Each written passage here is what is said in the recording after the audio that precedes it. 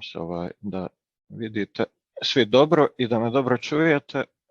Prije svega evo, zahvaljujem Doru na prilici da vam kažem koju riječ o energetskoj sigurnosti i energetskoj učinkovitosti s naglaskom na sigurnost opskrbe. Naziv današnjeg predavanja vidite na ekranu, a ja ću pokušati iznijeti neke po meni najbitnije stvari koje se tiču ove teme. Ovo je bilo, da kažem tako, kratki poziv koji ste svi javno vidjeli, a kolegice iz Dora su meni poslale i par dodatnih natuknica koje sam iskoristio, dodao sam jednu sličicu. Natuknice glavne su da energetska sigurnost i energetska neovisnost su ovim izvanrednim vremenima glavni prioriteti na političkom dnevnom redu i najveća podrhtavanja se ove godine dogodila zbog velikih promjena svih ovih primarnih energenata, promjena cijena. Ovdje na ovim grafovima vidite kako je bilo u zadnje 2 godine promjena cijene prirodnog plina i ugljena i CO2 emisije koje, kao što znate, su jako bitne kod proizvodnje električne energije, jako utječu na formiranje cijena. Sve to djeluje i na sigurnost opskrbe, znači što je neka temeljna zadaća svake države da osigura svojim građanima sigurnu opskrbu, dostatnom količinom energenata i naravno uvijek po povoljnoj cijeni. Da bi se to ostvarilo, države nastoje diverzificirati izvore i pravce dobave energenata, odnosno izbjeći ovisnost o jednom energentu ili jednom izvoru i dobavljaču. Nažalost, evo, to smo mi vidjeli ove godine i u praksi, kako te ovisnosti djeluju na cjelokupne države i ove godine smo se osvjedočili da je krhkost i neodrživost globalnog energetskog sustava jako velika. Znači, nije lako se odjednom prebaciti sa velike ovisnosti, recimo o plinu ili bilo kojem drugom energentu na nešto drugo, a u situaciji kad tog drugog možda nema dovoljno koliko bismo htjeli, o čemu ću malo više i kasnije reći. U svemu tome ima veliki utjecaj energetska učinkovitost, veća energetska učinkovitost znači manju potrošnju odnosno bilo kojeg oblika energije, ali evo, ja kao čovjek koji dolazi iz elektroenergetike ću više pričati o tom dijelu i manja potrošnja uz iste izvore energije znači veću sigurnost opskrbe. Potom je energetska učinkovitost može imati ključnu ulogu u osiguravanju dugoročne i kratkoročne energetske sigurnosti na troškovno učinkovit način. Ono što bih prvo spomenuo je da naš temeljni akt u Hrvatskoj koji se tiče pitanja energije, Zakon o energiji, spominje članak 27, se bavi između ostalih, spominje se i u drugim, ali ovdje mi se činilo da su neke najvažnije stvari, da je za sigurnu opskrbu energijom nadležno ministarstvo, u ovom slučaju to Ministarstvo gospodarstva i održivog razvoja i ministarstvo da bi osiguralo sigurnost opskrbe posebnim propisima se uređuju pojedina tržišta. O radu tih pojedinih tržišta se rade izvješća, tako da na prijedlog ministarstva se i radi izvješća o stanju sigurnosti opskrbe energijom općenito, znači za sve energente, a imamo i ova izvješća koja se tiču pojedinih djelatnosti u tom sustavu, što vidite dole u ovom stavku 4 zadnjim, gdje svoja izvješća moraju raditi i energetski subjekti koji obavljaju pojedine djelatnosti kao što su proizvodnja, prijenos, skladištenje, distribucija, te ta izvješća svake godine moraju objavljivati i dostavljati ministarstvu. Taj najvažniji dokument koji sam spomenuo je za 2020. izgleda ovako. Stavio sam pregled sadržaja i iz njega se vidi koji je fokus tog dokumenta. Znači on opisuje u početnom nekom dijelu glavno političke gospodarske karakteristike Hrvatske kao države, gospodarsku situaciju, monetarnu fiskalnu politiku, makroekonomske financijske pokazatelje u energetici i specifično za 2020. godinu za ovaj izvještaj je sve to bilo pod jakim utjecajem pandemije COVID-a. Zašto se to navodi u ovakvom dokumentu? Pa znamo svi da je potrošnja energije na neki način korelirana sa gospodarskom djelatnošću i jako je ovisna o industriji, i o turizmu, koliko smo imali ili nismo imali u stvari te godine turista, što je iznimno djelovalo i na potrošnju svih oblika energije u Hrvatskoj. U nastavku takvog dokumenta za svaki oblik energije raspisane su energetske bilance, znači proizvodnja, potrošnja, uvoz, izvoz i slični podaci.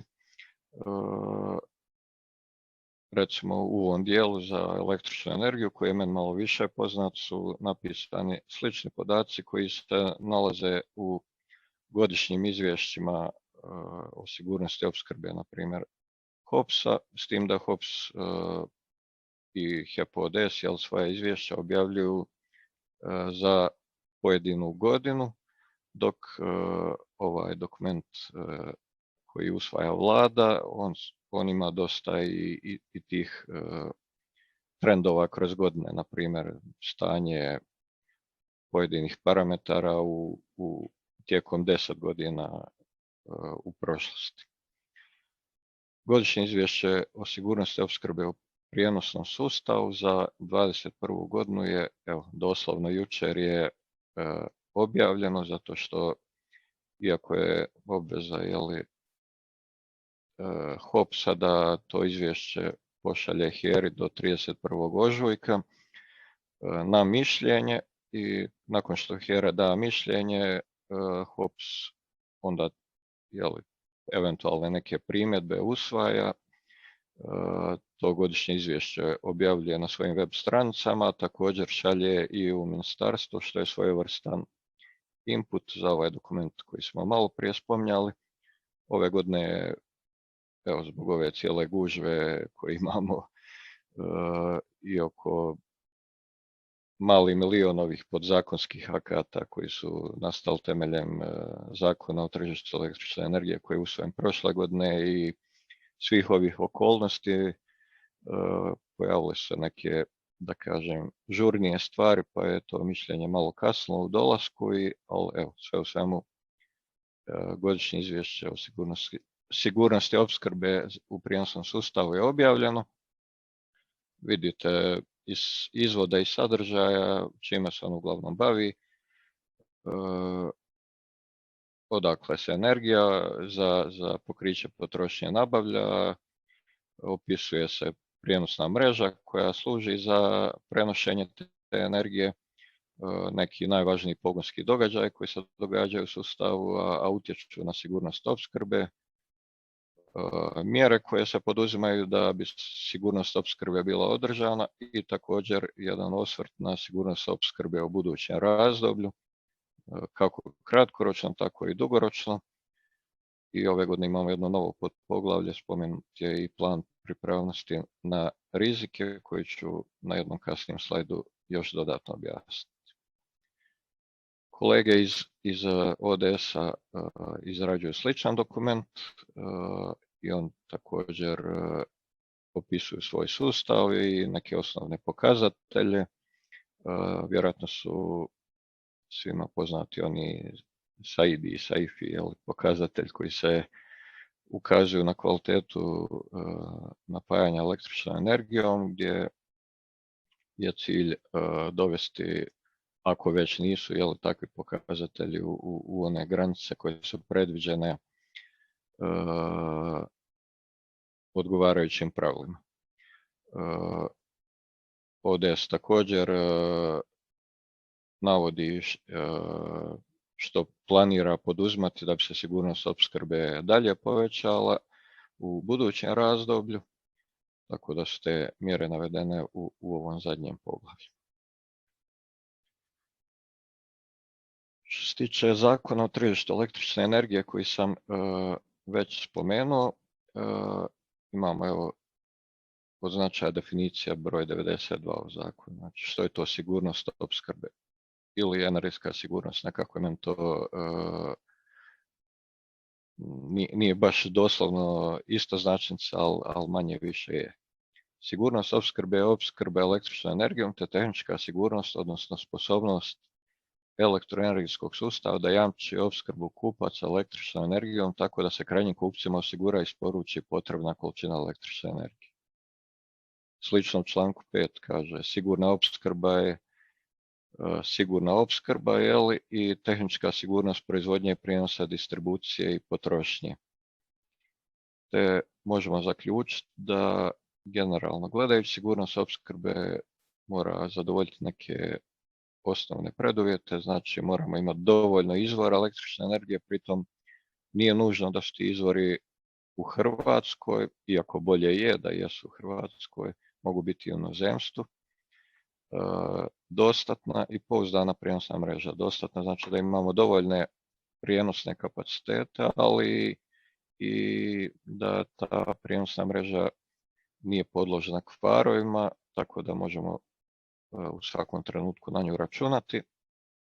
I ona spona prema krajnjoj potrošnji je distribucijska mreža koja slično prijenosnoj mreži mora također biti dostatna i pouzdana da prenese tu električnu energiju. Ovdje sam stavio električna energija u zagradu jer slično se može povući paralela i za druge vrste energije, recimo evo, za plinski sustav na sličan način moramo imati i mjesto odakle dobavljamo, bilo to neka bušotina na kopnu ili offshore ili LNG terminal, ali onda moramo imati plinsku mrežu, ovu glavnu, da kažem, koja je pod kontrolom Plinacro, ali ovu sitnu gradsku distribucijsku mrežu.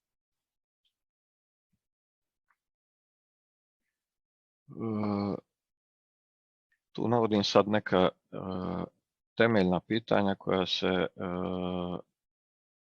tiču sigurnosti opskrbe. Znači, jedno od temeljnih je kolika je potreba korisnika za električnom energiju. Ovdje vidimo jedan najtipičniji mogući dijagram opterećenja, ona takozvana dvogrba deva gdje imamo noćnu rupu ili nisku potrošnju, onda kroz jutro prema podnevu potrošnja raste, kroz popodne opet lagano pada, da bi navečer opet rasla.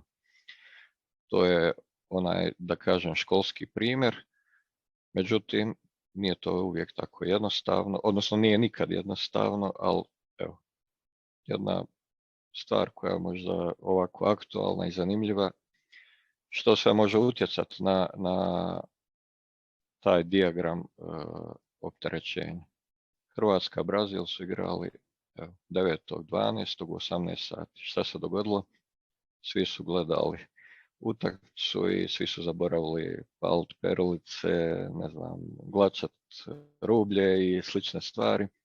I potrošnja, vidite kako je to utjecalo. Ne da nije narasla, kako smo vidjeli na prethodnom slajdu, nego je pala. Nije velika razlika ni Hrvatska, Argentina, evo, 4 dana kasnije. Samo što je utakmica ovaj put bilo u 20 sati. Vidimo da krivulja nije zaobljena ono kako je bila 2 slajda prije, nego je i u ovom slučaju malo propala zbog istog razloga kao malo prije. Sad ovdje vidimo što se događa sa potrebom korisnika kroz godinu. Evo, ovdje vidimo recimo primjere maksimuma i minimuma potrošnje po mjesecima kroz godinu. Zadnjih nekoliko godina počinju nam prevladavati ovi maksimumi koji se događaju ljeti. Znači zimi trošimo sve manje. Evo, ja se nadam da je dobroj mjeri u pitanje energetska učinkovitost, ali to nije samo energetska učinkovitost, to su i brojni Hrvati koji su se iselili i ne troše više električnu energiju u Hrvatskoj. Znači potrošnja pada, zime su sve blaže i zimski maksimumi u stvari su stagniraju. Jel? Nekad je onaj povijesni maksimum koji je bio, čini mi se, 2012. iznosi 3191 MW, sad ni blizu ga ne postižemo. Dok svake godine ljetni maksimum raste. Evo, ovdje u ovoj tablici je 2021. Za 2022. nemamo još potpune podatke s obzirom da prosinac traje, ali nadmašili smo ovu brojku 3072. Znači ove godine je bilo 3130, ako se dobro sjećam. Znači još par godina, još nešto turista i klima uređaja i premašit ćemo taj povijesni rekord koji je bio nekad prije zimski, a sad postaju sve više ljetni. Minimumi potrošnje su, oni ne osciliraju toliko, vidimo samo razliku malo značajniju, recimo u srpnju kad dosta klima uređaja radi i po noći, jel, kad se dogodi neki toplinski val koji traje cijeli mjesec, onda vidimo i ove visoku vrijednost minimuma za taj mjesec.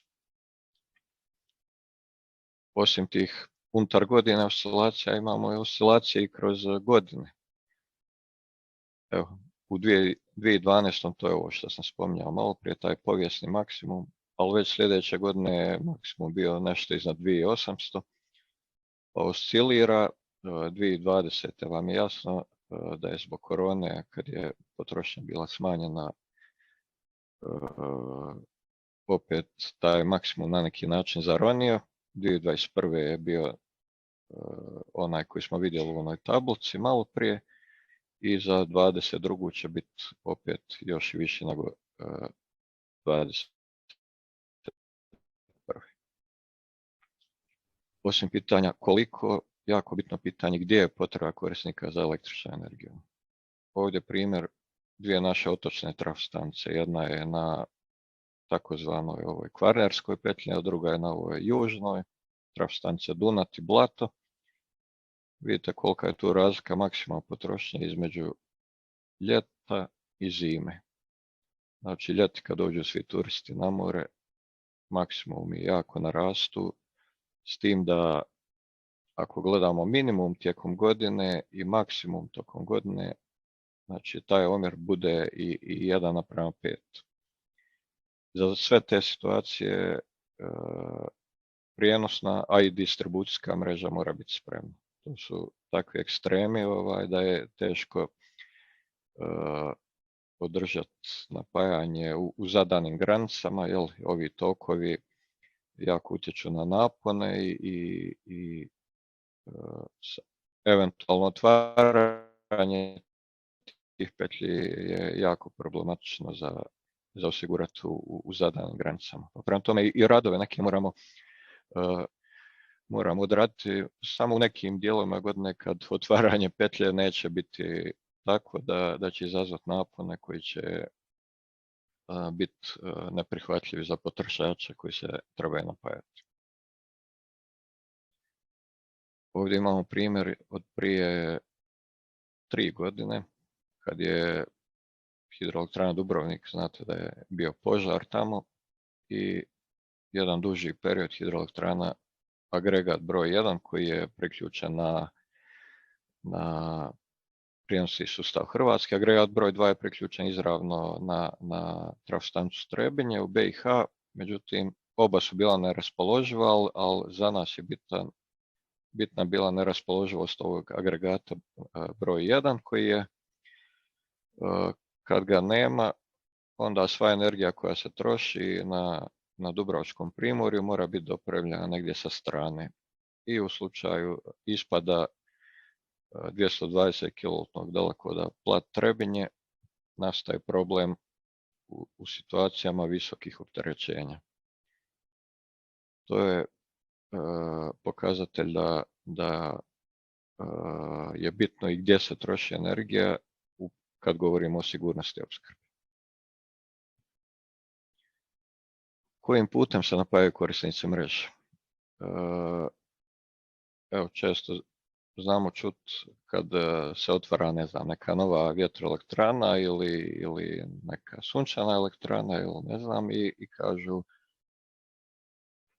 ona će napajati 1000 lokalnih potrošača.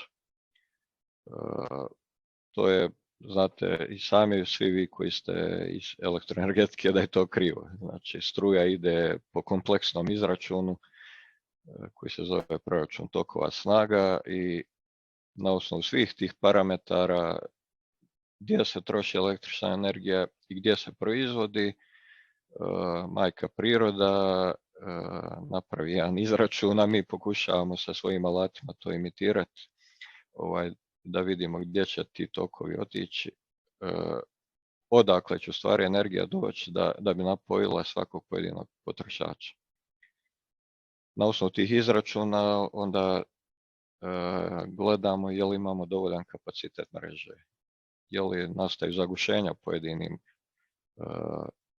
elementima mreže. Kad prepoznamo takve stvari, onda takav problem se mora rješavati kroz 10-godišnji plan razvoja prijenosne mreže gdje se rješavaju one stvari koje se ne mogu riješiti nekim operativnim postupcima u dispečerskim centrima. Osim razvoja prijenosne mreže koja osigurava dobavne, neke vele dobavne, da tako kažem, puteve, bitan je razvoj distribucijske mreže koja zadnjih godina doživljava nešto novo, a to je najbitnija promjena nije povećanje potrošnje, nego pojava proizvodnje na distribucijskoj mreži gdje se onaj tradicionalni tok od ozgo prema dole mijenja i sve više imamo i uzlazni tok. U Slavoniji je čak česta pojava da neke trafostanice imaju uzlazni tok energije kroz ove pojedine trafostanice. Da bi u slučaju da su osigurani dovoljni ti prijenosni putevi i distribucijski na način da svaki potrošač može figurativno rečeno kupiti energiju bilo gdje u Europi i dovesti na svoj kućni prag, nužan uvjet je odgovarajuća mreža i to je onda ono što Europska unija želi, jedinstveno europsko unutarnje tržište električne energije koje ako su ispunjeni svi ovi preduvjeti za nesmetan prijenos iz bilo koje točke u bilo koju drugu točku, onda cijena energije u stvari ne bi trebala se, veleprodajna bar cijena energije se ne bi trebala razlikovati širom Europe, a ove lokalne na kraju ima još drugih faktora koji na sve to utječu. To je preduvjet za taj neki konačni cilj ili bar da te razlike u cijenama nisu toliko očite izazvane zagušenjima u prijenosnoj mreži. Sad jedno ovako retoričko pitanje. Mogu li operatori sustava HOPS i HEP-ODS sami odgovoriti na pitanje je li zajamčena sigurnost opskrbe? Pa kad gledamo koje su odgovornosti, odnosno dužnosti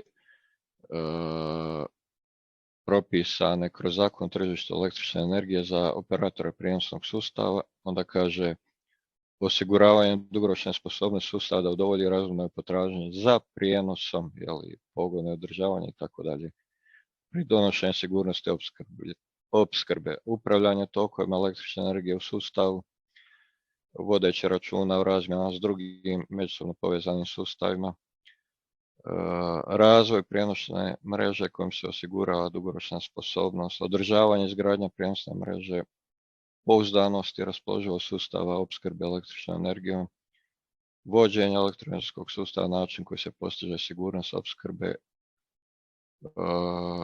Dužnosti su osiguravanje dugoročne sposobnosti prijenosne mreže, upravljanje tokovima, slično ono kako je navedeno i u odgovornostima, održavanje sigurnosti pogona,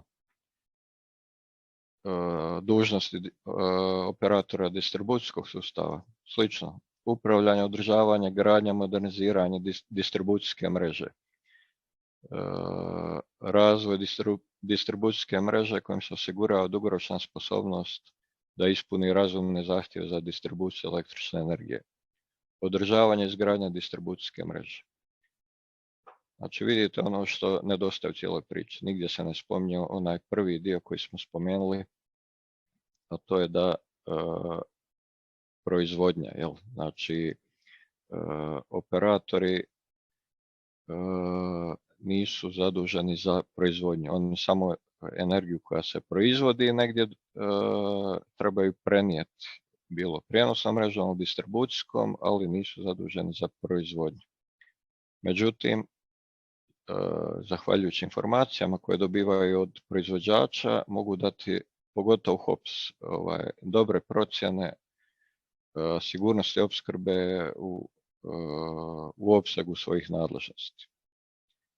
Tu bi sad uveo jedan pojam iz uredbe SOGEL, takozvana adekvatnost ili po hrvatski dostatnost, znači sposobnost isporučivanja područja zadovoljavanja potrošnje u tom području. Onako, običnim riječima rečeno, imamo li dovoljno energije da pokrijemo potrošnju u svakom trenutku na nekom području. Da bi dali odgovor na to pitanje, a sjetimo se malo prije smo rekli da proizvodnja može biti i u Hrvatskoj, i u inozemstvu i tako isto vrijedi i za bilo kojeg drugog operatora. Mora biti suradnja na više organizacijskih, regionalnih i vremenskih razina. Znači, jedan operator može reći ima li na njegovom području dovoljno proizvodnje, ali ako i nema, to ne znači da je već u problemu, jer moguće da ima dovoljno raspoloživih proizvodnih kapaciteta u drugim državama koji će zadovoljiti potrošnju u tom području. Da bi se to saznalo, onda se mora komunicirati sa drugim operatorima, a to se radi na razini regija kao što su cijela kontinentalna Europa, gdje, odnosno međuregionalno, znači regija je u stvari dio kontinentalne Europe, ali međuregionalno cijela kontinentalna Europa. Vidjet ćemo sad u narednih par slajdova na koji način se to radi. Spomenuo sam, malo je ovaj slajd relativno zastario, ali možda najbolje pokazuje vremenski raspored nekih procjena. Znači imamo ove neke srednjoročne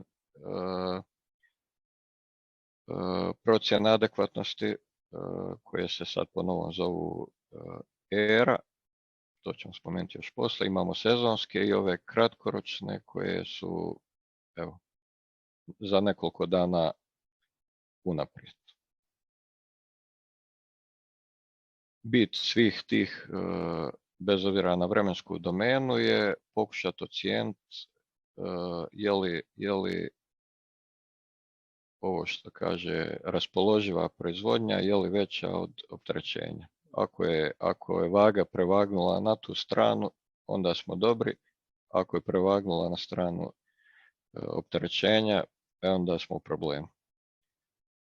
Da bi znali kakva je raspoloživa proizvodnja, moramo znati podatke o kapacitetima, rezervama, planiranim neraspoloživostima, plus one standardne vezane za volatilne izvore energije, kao što je proizvodnja iz vjetra, iz solara, neplanirana ispadi neraspoloživosti i popunjenost akumulacijskih jezera.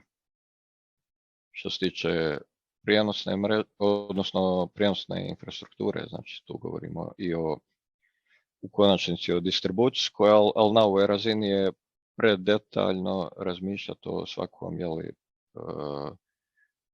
komadu distribucije. Ovdje se sad gleda neka šira slika i jesu li prijenosni putevi dovoljni. I na kraju oni profili potrošnje koje treba dobro predvidjeti uz uzimanje u obzir nečeg što najviše utječe možda na razinu opterećenja, to su temperature. Zimi hladni valovi djeluju na način povećanja potrošnje, odnosno ljeti topli valovi isto tako. Pa krenemo, evo, suprotno od onog što je prikazano na slici prije, od ovih kratkoročnih ocjena adekvatnosti. Ovo je malo zastario slajd, ali schematski dobro pokazuje tijek aktivnosti. Znači, imamo prikupljanje ulaznih podataka, međuregionalnu procjenu adekvatnosti, onda po potrebi regionalnu procjenu adekvatnosti i na kraju svega ide izvještavanje. Međuregionalna procjena adekvatnosti rade regionalni koordinacijski centri na rotirajućem principu i radi se svaki dan za narednih 7 dana. Operator prijenosnih sustava daju ulazne podatke, a to su očekivana opterećenja, proizvodnje, prekogranični prijenosni kapacitet, eventualne neraspoloživosti različitih elemenata elektroenergetskog sustava. To se sve stavi, da tako kažem, u jedan koš i ocijeni se, evo, za svako područje, u našem slučaju hrvatsko regulacijsko područje, imamo za teret, a to je ovdje, evo, očekivani teret je ovo crveno, imamo u datom trenutku dovoljno raspoloživih kapaciteta za pokritu potrošnju. Ako je situacija dobra, ovaj preostali kapacitet, misli se na proizvodni kapacitet, ako je on u zelenoj zoni, znači da imamo dovoljno. Ako je negativan, to regulacijsko područje ne može pokriti samo sebe, ovisno je o uvozu iz nekog susjednog ili nekog drugog regulacijskog područja. Vidite da bez obzira na brojne instalirane kapacitete, često nisu raspoloživi, bilo zbog planiranih održavanja ili nekih ograničenja možda u mreži ili neraspoloživosti energenata i sl. U slučaju da ova međuregionalna procjena adekvatnosti prepozna neku nezadovoljenje adekvatnosti u periodu 3 dana prije real time-a, automatski se pokreće regionalna procjena adekvatnosti ili može u cijelom tom periodu od 7 dana ako neki operator prijenosnog sustava prepozna neku prijeteću situaciju, on, da tako kažem, ručno pokrene proceduru i kaže imam problem, idemo to riješiti na vrijeme. Sad što je regija? Regija nije fiksno definirana, to evo vidimo na primjeru ove donje sličice. Ako je na primjer Austrija u problemu, odgovarajuća regija su svi oni okolo koji bi mogli pomoći. I kad se pokrene ta regionalna procedura, onda operator pokušavaju naći rješenje za taj nastali problem.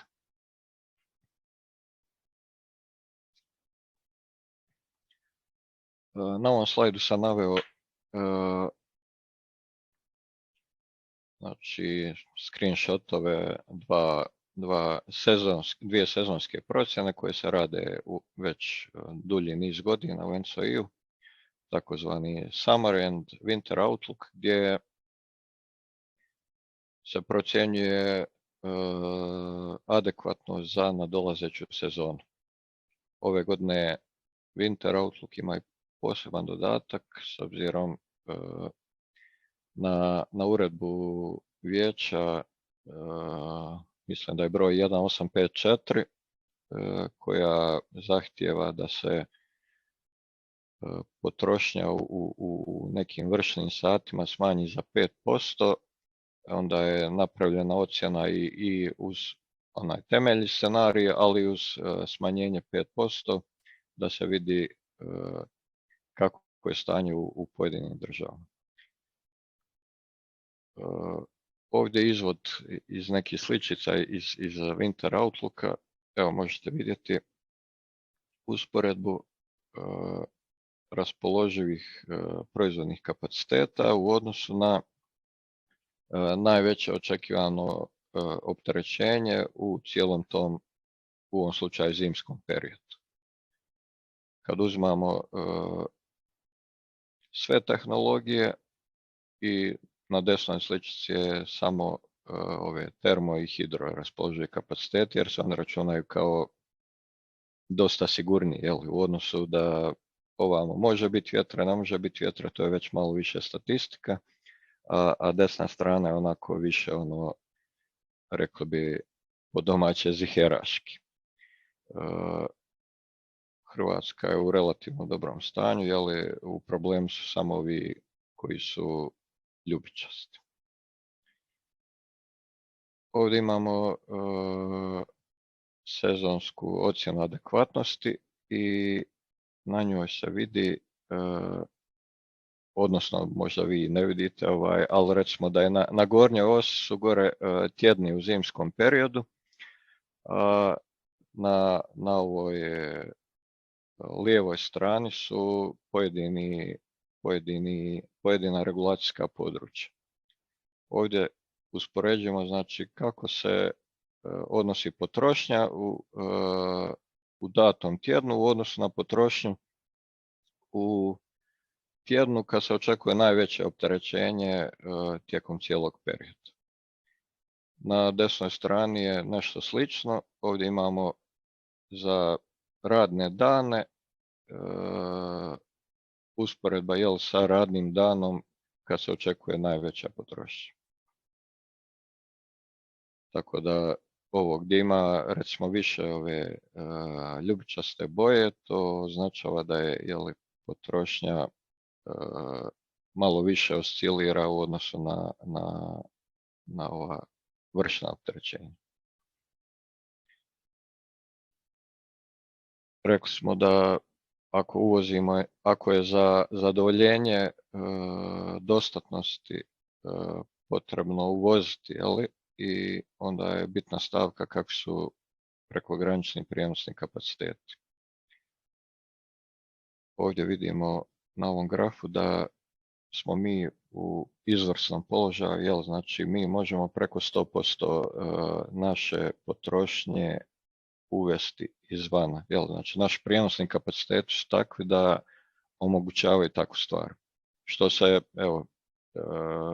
Ana Marija nije spomenula u početku, ja nisam od uvijek bio direktor, bio sam dispečer 12,5 godina, pa sam doživio situacije da dok nismo imali u distribuiranu proizvodnju da se doslovno svaki megavat uvozio. Znači nije bilo jednog jedinog megavata u nekom trenutku da se proizvodi u Hrvatskoj. Sad već takvih situacija nemamo, uvijek se bar nešto proizvodi u Hrvatskoj. Ali recimo evo, nema zime što se tiče dovoljnih prijenosnih puteva. To je ono posljedica i nasljeđa iz bivše Juge, jel, kad smo jako dobro povezani sa Slovenijom i Bosnom i Hercegovinom, a također i ovog što je u poslijeratnom razdoblju izgrađeno prema Mađarskoj, 400 kV daleko. Ovo je bila neka finalna ocjena, sezonske ocjene adekvatnosti. Svi ovi koji su plavi u stvari nemaju problema, a ovi drugi koji su svjetlo plavi sa ovim nekim žutim točkama ukazuje se znači koliki je njihov problem. Što je veći krug, veći problem, a u stvari taj krug označava očekivana energija koja neće biti isporučena, jel, potrošačima, odnosno gubitak, jeli, tereta će trajati određeni broj sati. Jel. Ne da će svi ostati bez napajanja, ali dolazi se u situaciju da možda operator neće moći sve svoje potrošače napojiti, pa morati primijeniti neku krajnju mjeru tipa redukcije potrošnje. I dolazimo do ove višegodišnje ocjene adekvatnosti, European Resource Adequacy Assessment, znači europska procjena adekvatnosti. Što je to? ERA ukazuje na utjecaj na adekvatnost u dužem roku kroz ekonomske procjene održivosti podložene određenim pretpostavkama za sljedećih recimo 10 godina, dok oni malo prije koje smo gledali seasonal outlooks dolaze s manje neizvjesnosti glede stanja elektroenergetskog sustava jer procjenjuju kraći vremenski horizont i temelje se na izvjesnim podacima, odnosno pretpostavkama koje mnogo točnije odražavaju stvarno stanje prije predstojeće sezone. Tako da je ERA više kao važan element za potporu nekih odluka kreatora, recimo političkih strategija, kako poticati možda neku vrstu proizvodnje ili bilo kojeg drugog rješenja da se neke prepoznate neadekvatnosti riješe na odgovarajući način. Trebamo znati da ni ERA, ni sezonska procjena nisu ni prognoze, ni predviđanja, to su budućnosti, jel to su samo procjene koje pružaju mjeru ili neku vrstu prikaza sposobnosti budućeg elektroenergetskog sustava za održavanje sigurnosti opskrbe, ali toliko velik broj je tih ulaznih parametara koji su promjenjivi da je neozbiljno govoriti da je to neka ozbiljna procjena i prognoza, nego samo pokušaj da se ukaže na neke statistički možda najvjerojatnije scenarije. Da bi te procjene ovako za 10-godišnje razdoblje bile još bolje, radit će se i ekonomske ocjene održivosti, uzet će se u obzir i recimo oni capacity mehanizmi, kako se popularno zovu, znači utjecaj klimatskih promjena na ulazne podatke. Onda znate da sad pomalo prelazimo sa ove NTC metode na flow-based metodu, znači za procjene mogućnosti prijenosa preko granice morat će se krenuti sa tim flow-based reprezentacijom prijenosnih mogućnosti mreže, tako da mogućnosti za poboljšanja definitivno postoje. Evo, na ovom slajdu vidimo glavni rezultat ovogodišnje ERE koja kaže da mi ne očekujemo da bi imali u 2030. godini gubitak potrošača, na način da ih ne možemo napojiti. To naravno ne možemo uzeti zdravo za gotovo. Da bi se to ostvarilo, mi moramo ostvariti sve naše planove oko i izgradnje prijenosne distribucijske mreže i proizvodnih jedinica, pa tek tad će se u stvarnosti pokazati da je situacija ovakva.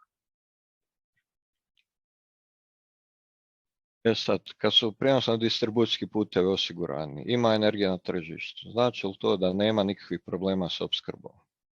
Evo, imali smo situaciju ove godine da ne mi samo, nego i po Europi, da neki opskrbljivači nisu mogli izdržati porast cijena na veleprodajnom tržištu, dok su istovremeno imali neke ugovore za preprodaju energije sa fiksnom cijenom koju nisu mogli mijenjati i evo, u Hrvatskoj jedan opskrbljivač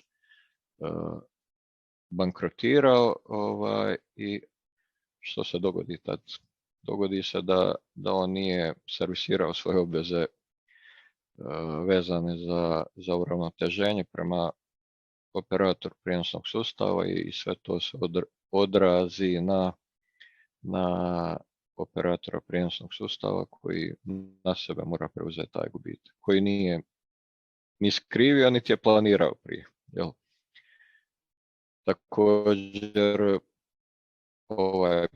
porast cijena djeluje i na drugi način na operatore.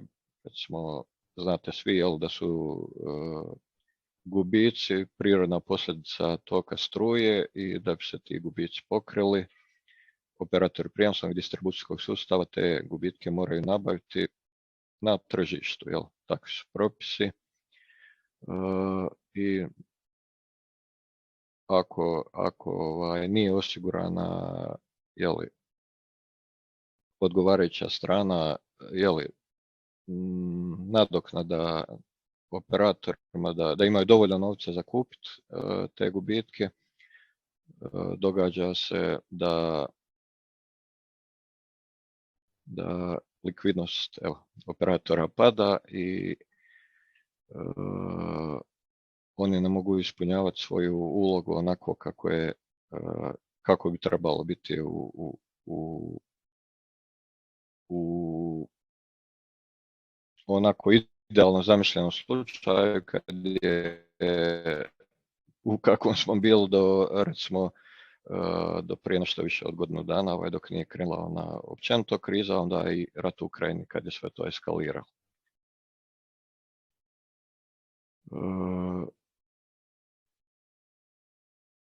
Jesmo li spremni za različite scenarije ugroze sigurnosti opskrbe? Čuli ste za planove pripravnosti za rizike, vjerojatno. To je uredba 941 je dala, koja je dio CEP-a, dala je zadatak da se naprave ti planovi pripravnosti i u Hrvatskoj je nadležno tijelo, a to je Ministarstvo gospodarstva, održivog razvoja, odlukom vlade je delegirana izrada ovog plana na HOPS i HEP-ODS i HROTE, koji smo zajedno napravili ovaj prijedlog plana još prošle godine, vidite tu datum studeni 21. Međutim, evo i Europska komisija i svi su bili ove godine zauzeti možda i nekim prečim stvarima, iako je u stvari baš u ovakvim situacijama koje ovo je trebalo ovakav dokument donijeti. Mi smo mišljenje dobili tek prije neki dan sa prijedlogom nadopuna i u naredna 3 mjeseca moramo nadopuniti plan onako kako je rečeno. Uglavnom, što taj dokument sadrži? U njemu su prepoznati operatori prijenosnih sustava zajedno s ENSO-IOM su prepoznali neke scenarije koji mogu dovesti do ugroze sigurnosti opskrbe. To su, na primjer, cyber ili fizički napadi na infrastrukturu, suša, poplave, požari, hladni valovi, ovi topli valovi i tako. Ima ukupno 31 različit scenarij koji je obrađen u jednom dokumentu koji je izradio NSOI i svaka država, odnosno svaki operator je trebao prepoznati koliko to utječe, koliko je taj scenarij relevantan da se dogodi i u dotičnoj državi. Na primjer, jedan je scenarij i eksplozija vulkana, sad je pitanje koliko to djeluje na nas, ako eksplodira, odnosno erumpira vulkan na Islandu. Ali uglavnom za svaki prepoznati scenarij potrebno je predvidjeti mjere kako spriječiti ili ublažiti posljedice, tko će provoditi te mjere, kako će se informirati javnost, tko će proglašavati krizna stanja i sl. U siječnju planira se možda jedna šira rasprava zainteresiranih dionika gdje bi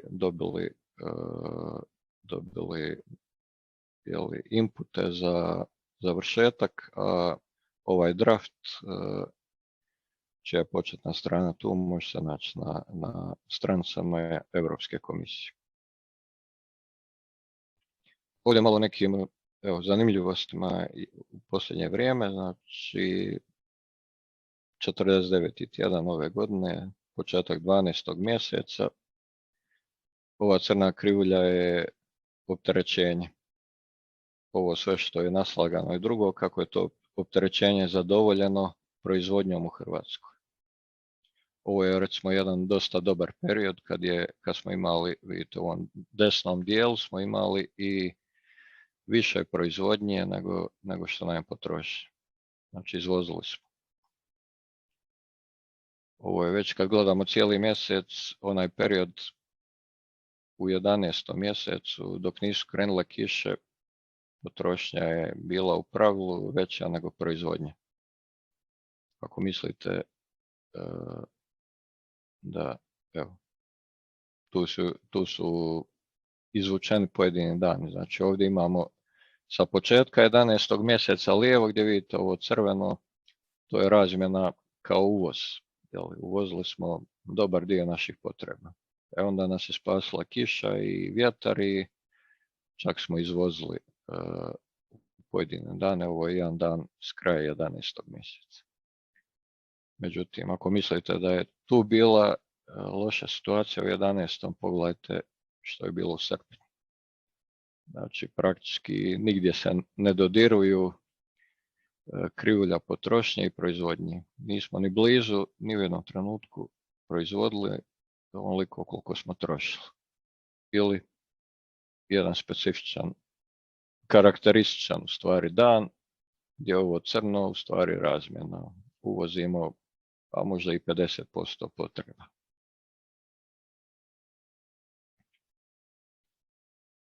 Sad da malo povežemo priču sa ovim što kolege iz DORA reklamiraju, znači energetsku učinkovitost. Evo, ova uredba koju sam spomenuo malo prije, uredba vijeća, 1854 o hitnoj intervenciji za rješavanje pitanja visokih cijena energije. Kaže da bi svaka država članica trebala utvrditi vršne sate koji ukupno odgovaraju minimum od 10% svih sati u razdoblju između 1. prosinca i 31. ožujka 2023. Znači ovo kritično 4-mjesečno razdoblje zime. I u tim satima bi onda potrošnja trebala biti smanjena na 5% u prosjeku. Mi još uvijek nemamo službenu odluku naše države članice, ali evo, iskoristio bih priliku da ukažem koji su to sati. Ovo je u stvari jedan tjedan, prošli tjedan u Hrvatskoj, kad oduzmemo ove subote i nedjelje gdje je potrošnja bitno niža, najbolje je potrošnju smanjivati u vršnim satima, bilo u ovoj takozvanoj jutarnjoj špici, bilo u večernjoj špici. Zašto? Vjerojatno ste već čuli da ove su u pitanju marginalne cijene koje diktiraju plinske elektrane i ako uspijemo te plinske elektrane se aktiviraju da pokriju te špice. Ako uspijemo te špice malo smanjiti, manje će se aktivirati te plinske elektrane i cijene na tržištu će automatski značajno pasti. Znači bez službene odluke vlade ili ministarstva ko to već donosi, moj savjet bio štedite u ovim satima. Znači ne morate se totalno odreći potrošnje, samo malo pomjerite potrošnje. Upalite perlucu kasnije ili glačajte malo ranije ili bilo koja druga kombinacija.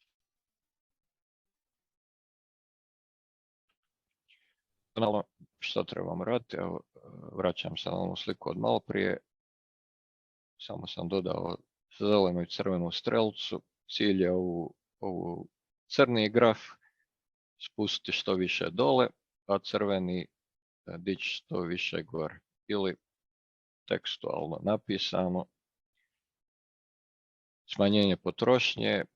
Ne kažem da se odričemo bilo kojeg našeg možda uvjetno rečeno luksuza. Znači cilj je dobiti isti izlazni rezultat, ali uz manji utrošak energije. Znači korištenje energetski učinkovitijih uređaja bio dobar način. Dizanje one donje krivulje je jasno, znači instalirajmo nove proizvodne kapacitete, s tim da pravi proizvodni miks treba biti zadovoljen svaki trenutak u danu godine. Razvijajmo mrežu, znači put od proizvodnje do potrošnje mora postojati. Nijednom našom odlukom i dogovorom žica koja trpi 1 amper neće prenijeti 2 ampera. Znači fizikalni zakoni su takvi kakvi jesu i ako nam treba negdje prenijeti energiju moramo razvijati mrežu, što nije jednostavno i košta, ali bez toga se ne može. I to nam je put za veću energetsku neovisnost, kombiniranje ova gornja 3 elementa. Evo, zahvaljujem na pažnji. Nadam se da nisam bio dosadan i da sam bio razumljiv.